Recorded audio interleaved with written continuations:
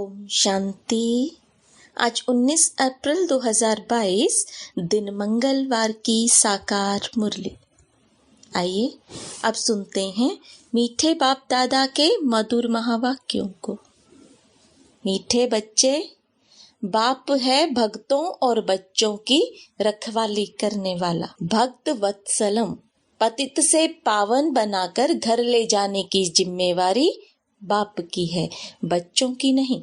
प्रश्न, बाप का कल्प कल्प फर्ज क्या है? कौन सा औना बाप को ही रहता है? उत्तर, बाप का फर्ज है बच्चों को राजयोग सिखलाकर पावन बनाना, सभी को दुख से छुड़ाना। बाप को ही औना अर्थात फिक्र रहता है कि मैं जाकर अपने बच्चों को सुखी बनाऊं। गीत। मुखड़ा देख ले प्राणी जरा दर्पण में। ओम शांति। यह कौन पूछ रहा है? बाप, जिसको अलमाइटी अथॉरिटी कहते हैं, बाप की महिमा तो करते हैं व लिबरेटर गाइड भी कहते हैं। वह है सबकी सदगति करने वाला, वह सर्व का दुख हरता सुख करता है। समझते हैं कि वह है परम धाम का रहने वाला, परंतु अज्ञान के वश कह दिया है सर्वव्यापी है। सब भक्त हैं बच्चे और भगवान है बाप। यह तो जरूर सब बच्चों को समझाना चाहिए कि दुख हरता सुख करता हमारा बाप है। उनका नाम गाया जाता है भक्त वत्सलम। यह नाम कोई गुरु गोसाई को नहीं दे सकते हैं। अब बच्चे या भक्त तो बहुत हैं, उन पर रहम करने वाला एक ही बाप है। सारी दुनिया को एक बाप ही आकर सुख शांति देते हैं, समझाते भी हैं। लक्ष्मी नारायण के राज्य को बैकुंठ व स्वर्ग कहा जाता है। इस समय कलयुग है तो बाबा को कितना औना होगा। हद के बाप को भी फुरना होता है। यह है बेहद का बाप।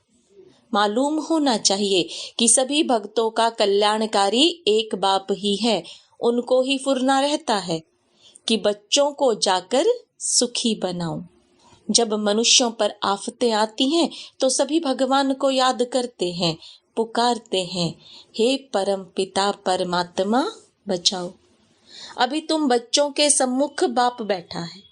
बाप कहते हैं, क्या मुझे ख्याल नहीं होगा कि अभी सब पतित हो गए हैं? मैं जाकर सबको राजयोग सिखलाकर पावन बनाऊं। यह तो मेरा कल्प कल्प का फर्ज है। भल इस समय पुकारते तो सभी हैं, परंतु वह लव नहीं है। अब तुम सारे ड्रामे को समझ गए हो। बाप कहते हैं, मैं तुमको पावन बनाने आया हूँ। यह मेरी बात मानो तो सही ना। सन्यासी भी इन विकारों को छोड़ते हैं। उन्हों का है हद का सन्यास, हमारा है बेहद का सन्यास, सारी पुरानी दुनिया का। बाप कितना अच्छी तरह समझाते हैं। प्रजापिता ब्रह्मा कुमार और कुमारियां प्रैक्टिकल में है ना। बोर्ड भी लगा हुआ है, कितने ढेर बच्चे हैं। सब कहते हैं मम्मा बाबा। गांधी को भी फादर ऑफ नेशन कहते हैं। वह भी भारत का फादर था। उनको सारी दुनिया का तो नहीं कहेंगे ना। सारी दुनिया का पिता तो एक ही है। वह बाप कहते हैं, काम महाशत्रु है, तुम इन पर जीत पहनो। इनमें कोई सुख नहीं है। पवित्र देवी देवताओं के आगे जाकर सिर झुकाते हैं, समझते कुछ नहीं। बाप सिर्फ कहते हैं, बच्चे यह अंतिम जन्म पवित्र बनो तो 21 जन्मों के लिए तुम्हारी काया कल्पतरु कर दूंगा। बहुत सहज है, परंतु माया ऐसी है जो हरा देती है। भले 4-6 मास पवित्र रहते हैं, फिर भी कमर टूट पड़ती है। तुम जानते हो बाबा कल्प पूर्व के समान समझा रहे हैं। कौरव पांडव भाई भाई दिखाते हैं, दूसरे गांव व देश के नहीं। पतित पावन बाप अविनाशी खंड भारत में ही आते हैं। यह बर्थ प्लेस है। शिव जयंती भी मनाते हैं। निराकार शिव परमात्मा जन्म लेते, नाम शिव है, शरीर तो नहीं है। और सबके ब्रह्मा विष्णु शंकर के भी चित्र हैं। ऊंचे ते ऊंचा एक भगवान है, वह इनमें प्रवेश करते हैं, परंतु आया कैसे, कब आया, किसी को भी मालूम नहीं है।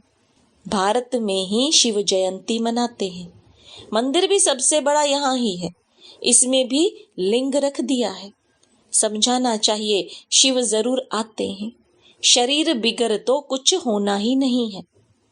सुख दुख आत्मा शरीर के साथ ही भोगती है, आत्मा अलग हो जाती है तो कुछ भी कर नहीं सकती।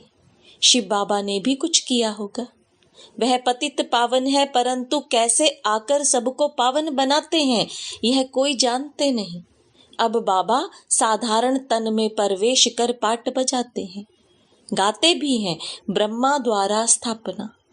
तो पतित दुनिया में ब्रह्मा कहाँ से आया? परमात्मा स्वयं कहते हैं, मेरा शरीर तो है नहीं, मैंने इनमें प्रवेश किया है, मेरा नाम शिव है, तुम आकर मेरे बने हो, तभी तुम्हारा भी नाम बदलता है। सन्यासियों के पास जाकर सन्यास करते हैं तो उन्होंने भी नाम बदली होते हैं। अब बाप सम्मुख आया है, ईश्वर जिसको आधा कल्प तुमने याद किया, फिर चलते चलते तुम उनको भी भूल जाते हो। सन्यासी तो सुख को मानते नहीं, वह सुख को काग विष्टा के समान समझते हैं। स्वर्ग का नाम तो बाला है, कोई मरता है तो भी कहते हैं स्वर्ग गया। नई दुनिया को सुख धाम, पुरानी दुनिया को दुख धाम कहा जाता है।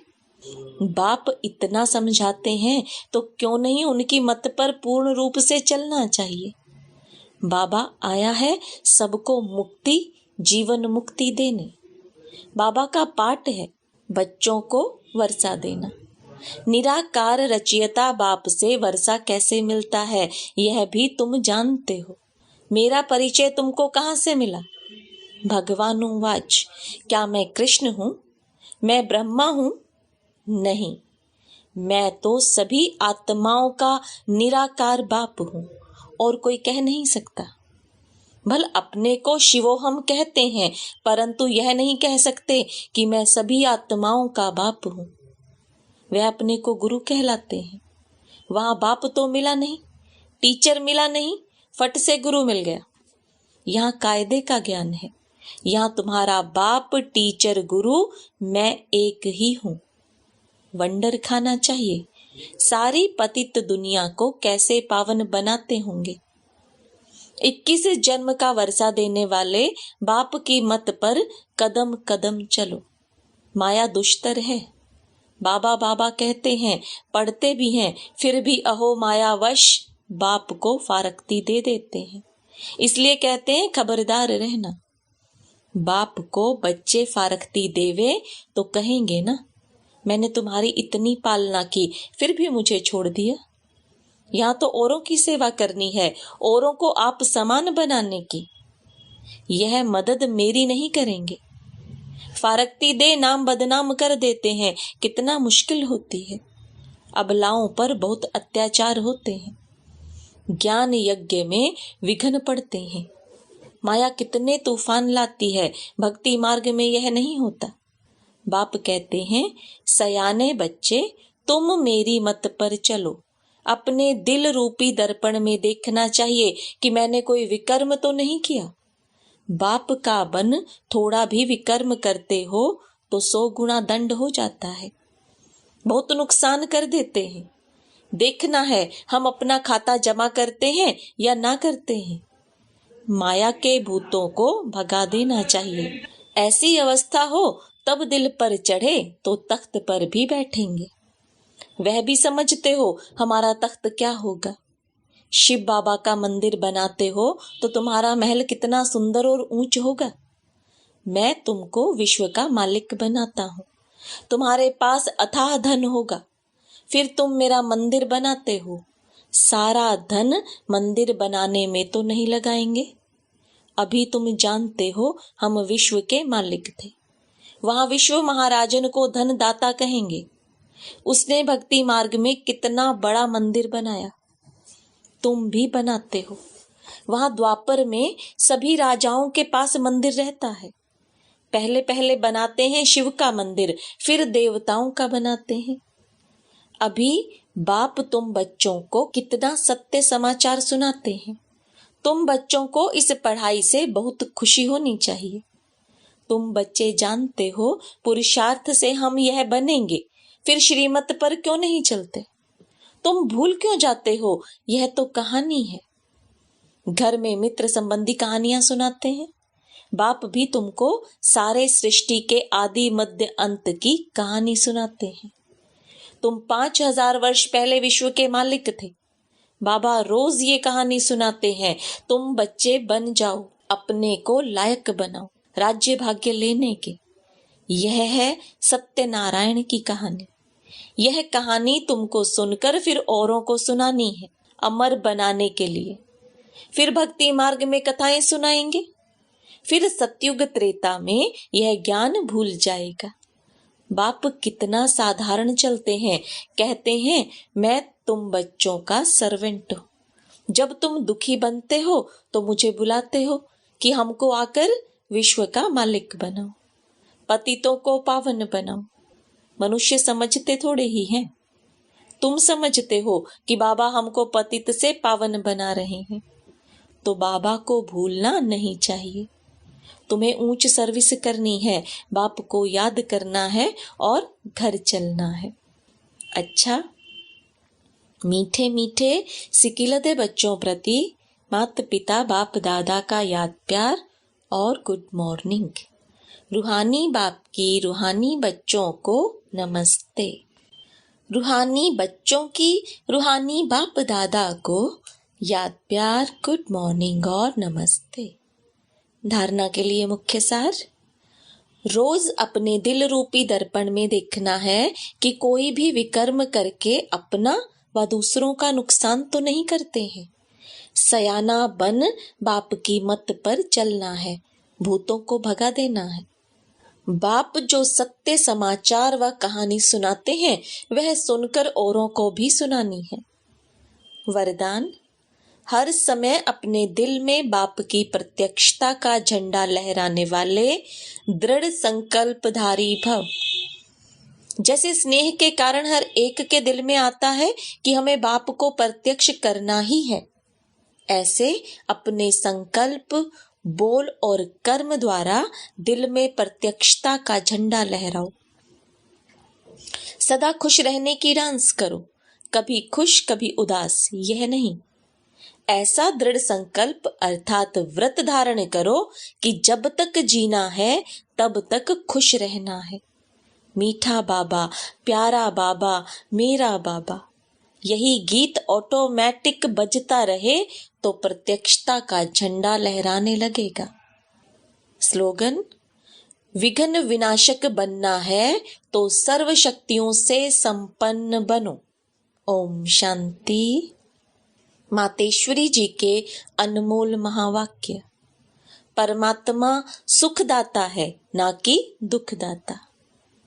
यह तो सभी मनुष्य जानते हैं कि तकदीर बनाने वाला एक है, वही परमात्मा है। कहावत भी है कि तकदीर बनाने वाला जरा सामने तो आ। तो यह सारी महिमा अथवा गायन एक परमात्मा का है। इतना समझते हुए भी जब कोई कष्ट आता है तो दुखी होने कारण कह देते हैं यह दुख सुख भला बुरा यह तकदीर परमात्मा ने बनाई है। फिर कह देते हैं प्रभु का दिया हुआ मीठा करके भोगना है। इसमें ही अपने को संतुष्ट रखें। अब प्रभु का भाना अर्थात दिया हुआ फल भी उनको मीठा रहने थोड़े ही देता है। परंतु मनुष्यों को इतनी भी बुद्धि नहीं है कि हम परमात्मा को यह दोष क्यों देते हैं। यह दोष तो खुद मनुष्य का है। मनुष्य ने जो भी कर्म किए हैं उसे भोगना पड़ता है, तो हर एक अपने अपने कर्मों अनुसार भोगता है। फिर अगर कोई श्रेष्ठ कर्म करते हैं तो सुख भोगते हैं और कोई भ्रष्ट कर्म करते हैं तो दुखी बनते हैं। अब उस भाणे को भी मीठा कर भोगने के लिए मनुष्य को पहले समझ होनी चाहिए। इसलिए परमात्मा आकर खुद ज्ञान और योग सिखलाते हैं। अब यह कायदा है, जो जो माया का साथ छोड़ परमात्मा का साथ लेता है तो माया फिर उनका पीछा नहीं छोड़ती है, बहुत विघ्न डालती है। अब परमात्मा के सदके जो भी कुछ सहन करते हैं वो भोगना मीठी लगती है, वो हमें माइट और लाइट दे देते हैं। अब परमात्मा कहते हैं, बच्चे बिगड़ी हुई तकदीर मैं बनाता हूँ, तो मैं तकदीर को बनाने वाला हूँ। बाकी जो मनुष्य अपने आप विस्मृत करते हैं वो अपनी तकदीर आपे ही बिगाड़ते हैं, परंतु जो मनुष्य मेरे मिलने अर्थ भोगना भोगते हैं उनके लिए जवाबदार मैं हूँ। अब वो भी तब होगा जब ऐसे कहेंगे कि परमात्मा तेरी मेरी एक मर्जी हो, भले लाखों दुनिया वाले कुछ भी कहें, परंतु उन्हों को पूर्ण निश्चय है कि हमको पढ़ाने वाला स्वयं परमात्मा है, मैंने उससे सौदा किया है, अब मैं किसकी परवाह रखूं। तभी तो कहते हैं परवाह रही पार ब्रह्म की, वह मिल गया।